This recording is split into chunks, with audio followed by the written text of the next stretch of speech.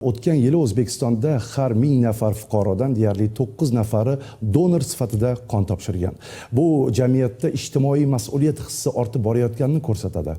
Ayni paytda donorlar safi kengayib boryapti, biroq aholining ham yillik o'sishi bu borada muvozanatni saqlashni talab etadi.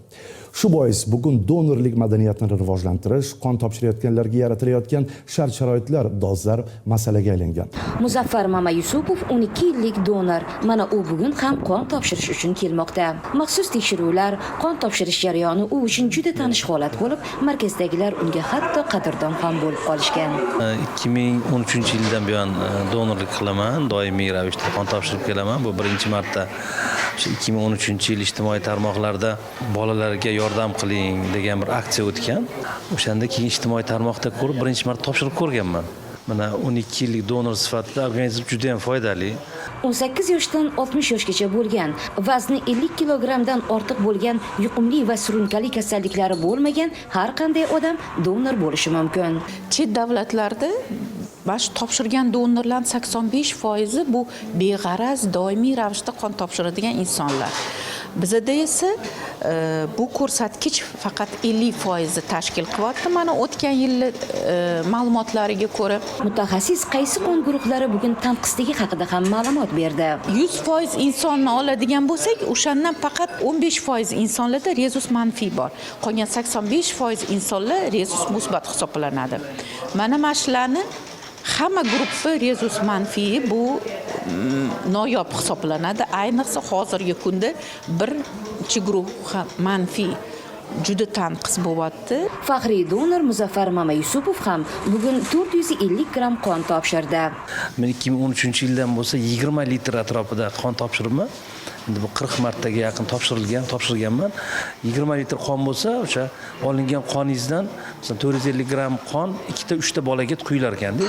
Kolичество ko'paytirilsa, 3 ga ko'paytirilganda ham 40 bu 120 ta odamda sizning qoningiz, uni tarkibida, uni organizmida sizni qoningiz oqayapti. Sizni o'sha hayotga qaytarilishda o'sha bolani, bitta kasal bolani hayotga qaytarilishda ozgincha bo'lsa ham sababchi bo'lgansiz.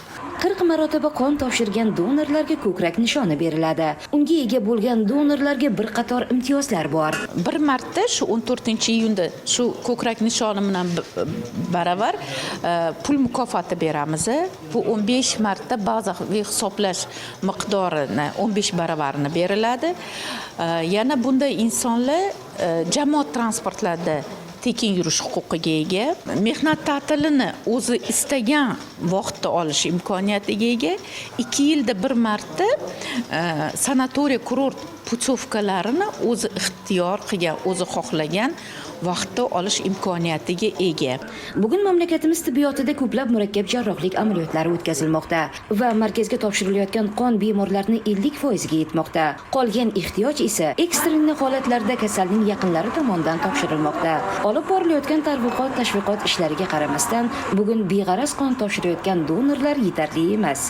Qon mana bu markazda ham, hamma joyda ham shu sog'lom odam qon topshiradi. Sog'lom odamdan qon qabul qilishadi. Demak, siz doimiy ravishda qon topshirib yursizmi? Demak, siz sog'lomsiz. Siz ruhan har doim tetik bo'lib yurasiz. O'zingizga bo'lgan ishonch oshadi. Sababi sizni qoningiz kimgadir ham faqat foyda keltiryapti. Kimnidir hayotga qaytaryapti. Bu albatta har doim kayfiyatingizni ko'tarishga va ruhan tetiklikka olib keladi. Ruxsora G'afurova, Sirojiddin Xushimjonov, Hudud informatsion dasturi uchun.